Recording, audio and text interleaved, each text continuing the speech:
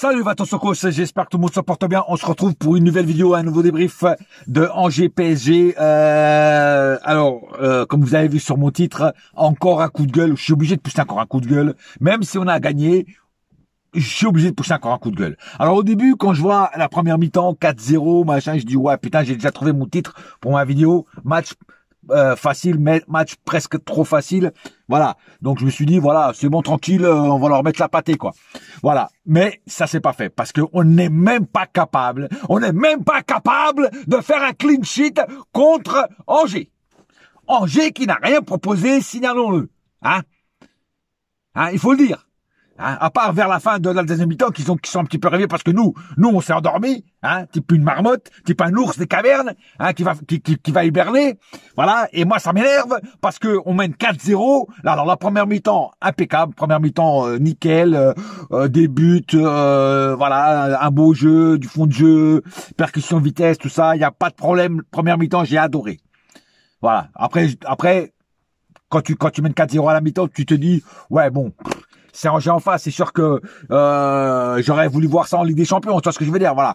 Mais bon, tu te dis, bon, allez, on va pas être trop méchants, voilà, ils sont en train de faire le taf, donc voilà. Mais malheureusement non, parce qu'en deuxième mi-temps, ça y est, il se la coule douce, et ça coule tellement douce, bah qu'on se prend 2 buts à la con. Vous vous rendez compte comme des 4-0, ils sont revenus à 4-2 frère. Si le match aurait duré encore 10-15 minutes, ils seraient revenus à 4-4. Et je parle pas d'un Hummer à 4-4. Hein. Ah non, mais ça sans déconner là, mais c'est pas concevable ça. C'est pas concevable. Et en plus, c'est là que tu vois, hein, parce qu'après, Luis Enrique, il a fait les changements, tu vois. Et c'est là que tu vois la médiocrité de notre banc. Parce que les petits là qui sont fait rentrer là, comme Doué, tout ça, machin là, hein. Ils ont pas réussi à mettre son but. En plus, ils ont été dégueulasses. Et l'autre abruti, là, parce qu'il n'y a pas d'autre mot, de Kolo Muani, là. Il est même pas capable de marquer un but contre Angers, frère. L'autre, il tire sur le poteau, frère. Tiens, mais c'est quoi le niveau de Kolo Muani? Tiens, 90 millions. Pour un niveau de merde comme ça. Mais il se fout de la gueule de qui, Kolo Muani, là?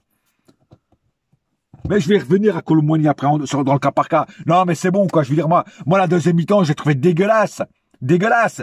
Putain, pourquoi vous arrêtez de jouer?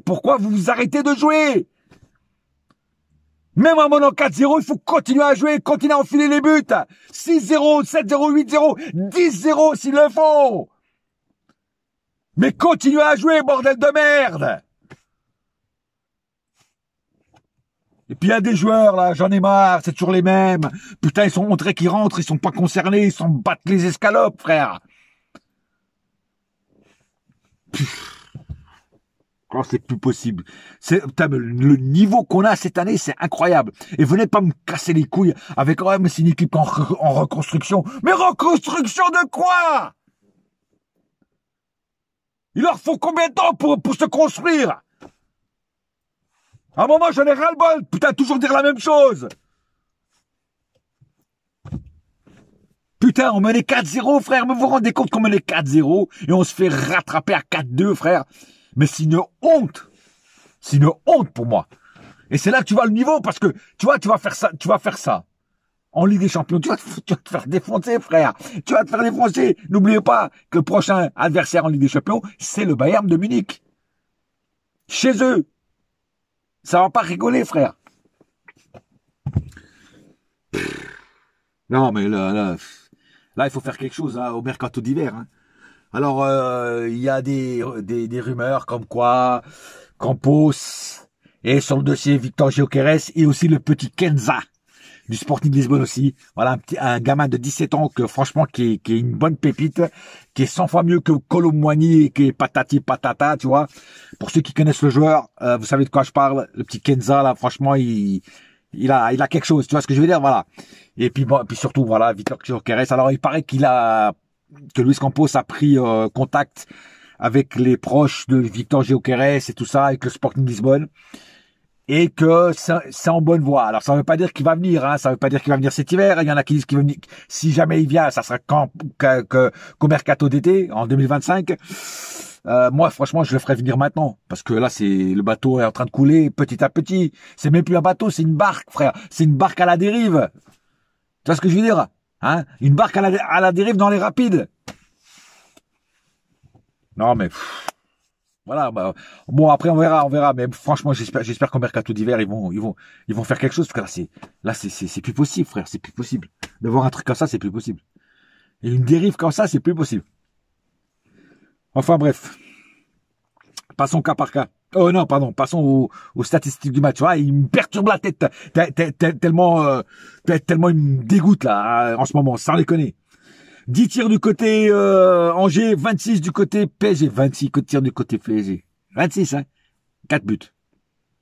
C'est énorme l'inefficacité qu'on a devant le but. C'est incroyable. 3 tirs cadrés du côté Angers, 12 du côté PSG. 29% de possession côté Angers, 71 du côté PSG. Vous vous rendez compte la différence? 324 passes du côté Angers, 795 du côté PSG.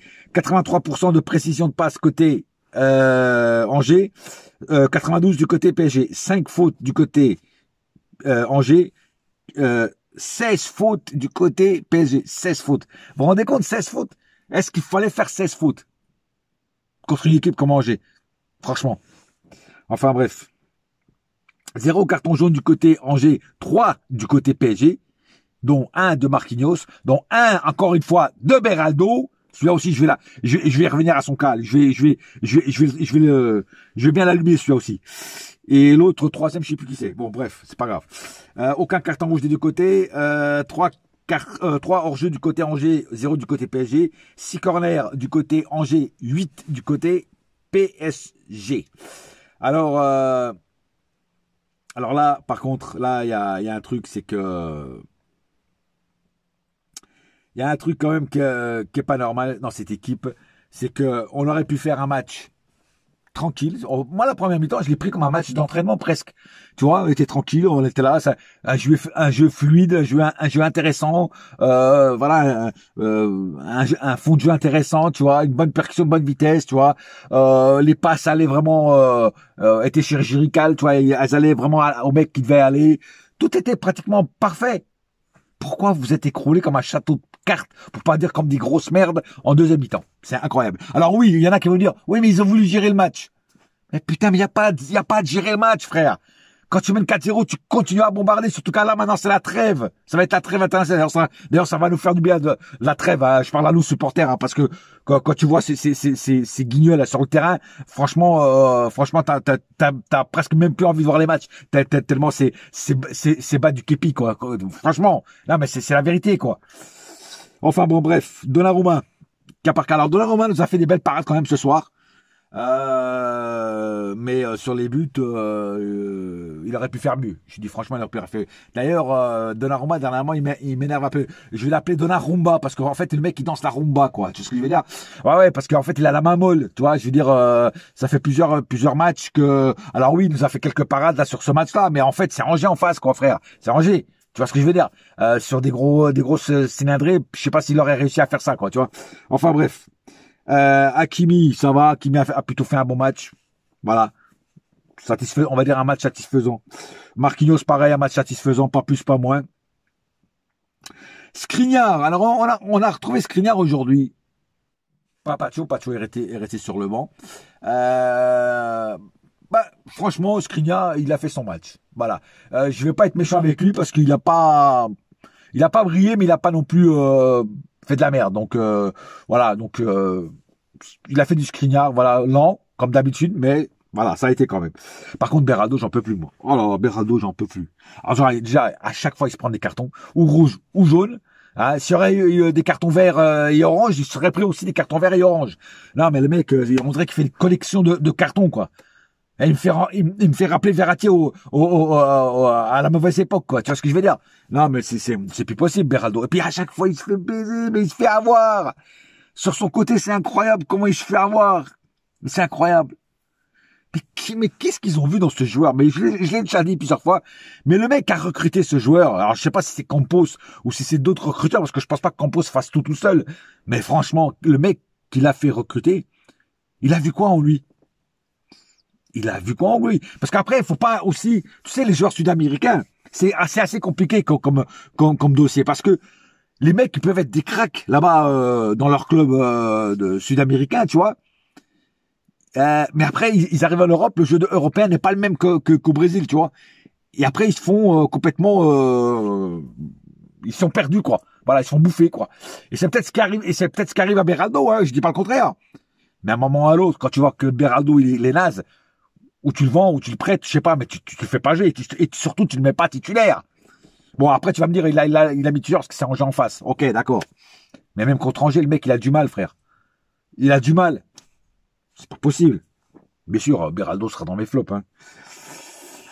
Fabien Ruiz, pareil. Fabienne la chienne, comme je vais l'appeler maintenant, parce que on dirait une chienne qui court sur le terrain, quoi. Je veux dire, il sert à rien, le mec. Il sert à rien, il sert à rien, il sert à rien. À rien. À rien. Fabienne Ruiz, ouais, je suis désolé, mais moi, je peux plus non plus de ce joueur-là. De toute façon, les joueurs espagnols, dernièrement, ils sont nazes, hein. Je veux dire, je parle tout de suite d'Ascension. Ascension, pareil, ce soir, il est catastrophique. Alors oui, il fait une passe D, je crois, ou deux, je sais plus. Voilà. Mais le reste, c'est catastrophique ce qu'il fait, frère. Il tire à chaque fois, il tire, ou il tire sur le gardien, ou il tire sur un joueur, putain, le mec, c'est incroyable, Puis la plupart du temps, il était transparent, hein, je veux dire, il était transparent. Alors oui, alors, il y en a qui vont se contenter, ouais, le mec, il a fait une passe D, je sais pas quoi, il y en a qui se contentent de peu. Moi, je suis désolé, un joueur de ce calibre, normalement, soi-disant qui a joué au Real de Madrid, putain, t'attends quand même un truc plus fort, un truc mieux. Mais non. Lee, j'ai bien aimé le match, par contre. Alors, il a marqué 2 buts, il était en forme, il était bien remonté. Et je crois que c'est peut-être un des seuls joueurs que j'ai vraiment kiffé ce soir, c'est Lee. Voilà, le match c'est Lee. En deuxième mi-temps, voilà, ça s'est passé ce qui s'est passé. Mais Lee, franchement, j'ai bien aimé. Le petit Zaire Emery, il s'en va, il a fait son match, pas plus, pas moins, voilà. Bon. Le petit Maïlou, pareil. Pas plus, pas moins. Il a fait son match, voilà. Bon, Asensio, je viens d'en parler. Vous savez ce que j'en pense. Et enfin, Barcola qui a été quand même assez bien percutant ce soir. Bon, après, évidemment, comme j'ai dit, Barcola est fort en Liga et surtout contre des équipes comme Angers qui sont quand même à la ramasse, hein, sans leur manquer de respect, pardon. Mais bon, il a quand même marqué ses 2 buts, donc doublé de Lee, doublé de Barcola. Comme ça, tous les deux ils pourront aller se coucher dans un bon lit et boire du Coca-Cola. Ouais, je sais, elle était facile. Mais bon, mais bon, blague à part, Barcola a quand même fait son taf. Voilà, un peu aussi en dents de scie après, mais bon, après, voilà, donc on va pas trop le truc. Il a quand même marqué, c'est le plus important. Après. Après, qu'est-ce qui est rentré Neves, il est rentré trop tard, je peux pas trop le truc. Dembélé, il a rien apporté. Doué, alors Doué, il faut vraiment qu'il change son nom, hein. Il est vraiment pas doué, le mec. Ah, je suis désolé, je suis hyper déçu avec ce joueur. Hyper déçu. On nous avait promis monts et merveilles, ouais, machin et tout. Et je savais que, parce que quand il était dans son ancien club, il était bon, hein. Je le voyais, il était bon. Mais là, c'est la cata, frère. C'est la cata. Il met pas un pied devant l'autre, Doué. C'est incroyable. À chaque fois qu'il joue, il apporte rien. Il apporte rien. C'est quand même grave à dire. Il apporte rien. Et puis alors, Colomani, comme j'ai dit, Colomani, c'est de pire en pire. Je veux dire, si le mec, il n'arrive pas à marquer un seul but contre Angers, qui était quand même à la ramasse, hein, il y avait des trous pire dans un gruyère, pire dans une passoire à spaghetti, frère. Et le mec, il tire, il tape le poteau, frère. C'est incroyable. C'est incroyable comment il est pas bon. Colomani, il est pas bon. T'es pas bon, mec. Qu'est-ce que tu fais à Paris? T'as 90 millions pour ça. Oh, j'ai du mal. Alors, il y en a qui hésitent à prendre Gyökeres pour 100 millions et tu mets 90 millions sur un cheval boiteux, frère. C'est... Ah, il faut qu'on m'explique ça quand même. Il faut qu'on m'explique, hein, parce que là, c'est... Enfin bref, on s'est fait bien carotter sur Colomani. Franchement, on s'est fait bien carotter. Alors, il y a une rumeur comme quoi Luis Enrique n'aime pas trop Gyökeres. D'ailleurs, cet été, il l'avait refusé parce que le Campos était déjà dessus cet été. Et il avait dit, on n'en a pas besoin. Bon, peut-être qu'entre-temps, il va changer d'avis. Puis en plus, il avait dit que c'était trop cher, tout, 100 millions, machin et tout. Bon. Mais qu'est-ce que t'en as à foutre, Luis Enrique? Qu'est-ce que t'en as à foutre que ce soit trop cher? C'est pas ton pognon, frère. Qu'est-ce que t'en as à foutre? Le mec, il pointe plus que le pointeur des lilas, frère. Comme disait dans la chanson de Serge Gainsbourg, des petits trous, des petits trous, des petits trous. Et lui, il trouve toujours des petits trous, frère, pour marquer. Mais non. Alors, Luis, reprends-toi, Luis. Et accepte de faire venir Gyökeres. Même si c'est pour 100 millions, tu t'en as rien à foutre, c'est pas ton argent, merde. Voilà. Enfin bref, j'ai fait le tour de cette, j'allais dire de ce match pur, deuxième mi-temps surtout, parce que la première, j'ai plutôt aimé. Mais, heureusement qu'elle a, qu'il y a l'intervalle là, parce que là c'est plus possible quoi. Alors j'espère qu'après la trêve, ils vont revenir avec une autre mentalité puis une autre envie, parce que là cette envie là elle est pas bonne quoi. Voilà, donc changez d'attitude et revenez-nous avec une attitude de gagnant et pas de loser, parce que là pour l'instant vous êtes des losers hein, les mecs, hein, sans déconner.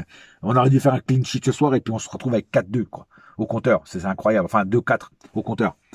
Enfin bref, bah allez, un seul cœur, un seul club, c'est Paris ma gueule, yes my friend, et la saga continue et on se retrouve après la trêve internationale. Peut-être que je ferai une petite vidéo pour s'il y a des sujets intéressants à parler.